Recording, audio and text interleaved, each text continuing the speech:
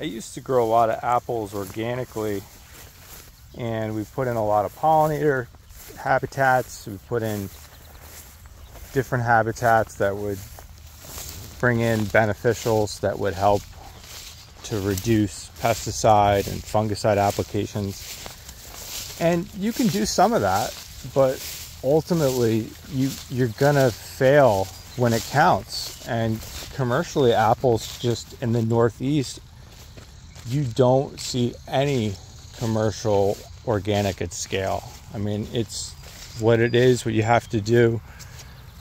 Like this plum cuculio damage here, we don't normally get that in a commercial orchard, but when you're on the edge of this nice lush pollinator habitat and you've got areas for bugs and birds, and I mean, just listen to that.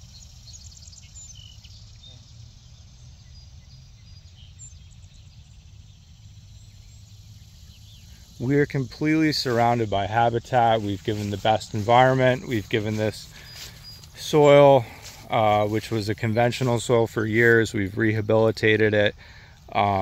We've put a lot into it, and still you end up with pest problems. Like this plum cuculio is on the edge of the orchard, and that's where they tend to come in. And once you get in a little bit farther, the damage isn't so bad, but it is sporadic. You find so many things that you really can't control organically. There's certain things you can do to try to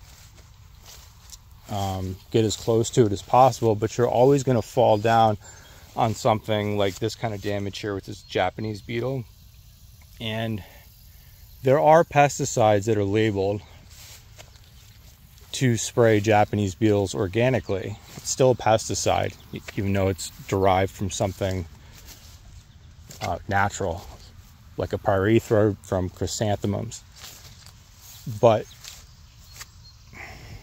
you're always going to end up falling down on something critical to where you're going to get the fruit to where it's not marketable.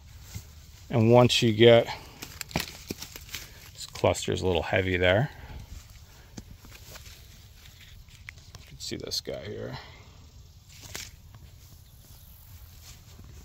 So I think the best way to look at it is you have to have a blend of organic practices.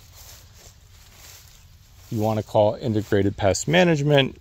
You could call it, conventional 2.0. But you've got to be able to be realistic that we need to improve things, but we can't cut off our food supply or just make it exponentially expensive as we eliminate certain inputs and then prop up other inputs artificially, and then have to basically pay that cost in the grocery store, and make it to where processed food and food that is as far away from the farm as possible is really the only thing that's affordable to people. So we got to integrate best practices, and we've got to find a way to do it. We have to subsidize research that allows us to get to that point, because that's what everybody wants to do. But if you don't have an answer for the things that are destroying your crop, then it's kind of hard to move on to the next thing, because some of the devastation you can get here, even with conventional pesticides, will put you out of business. And what good is that to put a bunch of farmers out of business, just in the pursuit of potentially reducing toxicity that may or may not cause you long-term health effects, when we know that short-term health effects are immediately seen. You go a couple of days without eating nutritious food and you lag. You're not the same person. So I think it's important to have a balance between all these things. You can't just just go off on something. I mean, if you could completely avoid spraying, why wouldn't you? Why wouldn't everybody? And there's a lot of good technology out there, and what happens is there's just not a big enough market. Like the tree fruit market is not big enough for, it's not a $1 billion market like say corn and soybeans. So sometimes it's hard to get investments in this crop to get it to where it wants to be, because there's plenty of organic chemistry out there, and you can do a lot with like nutritional to try to make your trees as healthy as possible, just like you would yourself, so that they're not going to be susceptible to diseases and insects. But ultimately you're just going to be that one thing that's going to come out of nowhere, and then it's going to ruin your whole year, and it's going to it'll make it so people aren't going to want to be in the business, because they're always going to be afraid of going out of business. And then you lose a lot of good minds, and you have people that say, well, maybe it's better that I go into a different career. So you want people to want to be in agriculture and in tree fruit and pushing for sustainable and organic practices. I think we got to get rid of that word organic. That's definitely not helpful. And even the regenerative, I mean, that's, I think what those words do is they get people to know there's something else out there, which is great.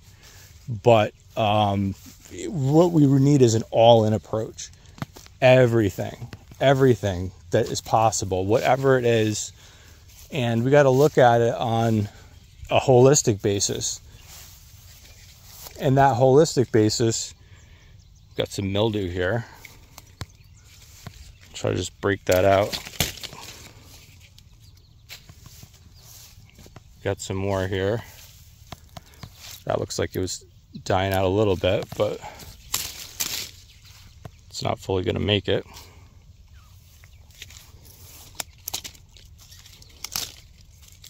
So strive for the best possible outcome for all people all the time. And that can help you to make decisions about these certain inputs. Because, I mean, I'm sure there's lots of things that, are negative about certain inputs that we should never use because we have alternatives. But there's also sometimes not as much risk as you think versus the alternative risk to the industry and to society in general. So you have to, when I say holistically, you got to look at it with all those pieces of the puzzle. And unfortunately, there's just not enough information out there, and the skill set's just not there to do it 100% with labeled, New York State labeled, registered organic materials without going to processing. I mean, we had probably the largest organic pear orchard. It was only 16 acres, but I did it for quite a few years, and I sold it to Beech-Nut for baby food. And the price you would get, you couldn't pay for the inputs. So just the inputs alone, not even applying them, wouldn't pay for, even if you had really good production. Because they want to pay a conventional price for something that takes 4 or 5 times the input to make it work. So there's a need for more research to be done, for funding for research to be, at the level you would if you were going to war, and look at this and say, well, what can we do in all crops, and finding new crops, developing them, and looking at the best ways to use genetics in a safe way, and try to find some solutions. And don't get hung up on any words, regenerative, organic. all those words are just kind of a stumbling block for better, forward. You know, that's what we need. We need things better. We need to move forward. And if we lock ourselves into one set of opinion and just say, well, it has to fall into that line, we're never going to explore some of the alternatives. And more on conventional farms now, that's what you see. You see just people are implementing these things on their own because it's just what makes sense, because some of the technology is starting to get there. But until it gets there, and it can't get there at the expense, you know, of the person who's paying for it, in researching, we need some input from society in general that says, hey, this is important to us. We want apple trees and tree fruit in the Northeast to use different inputs or less of them, and we're going to help them to figure out a way to do that. And if that's important, I think that's what we all need to do.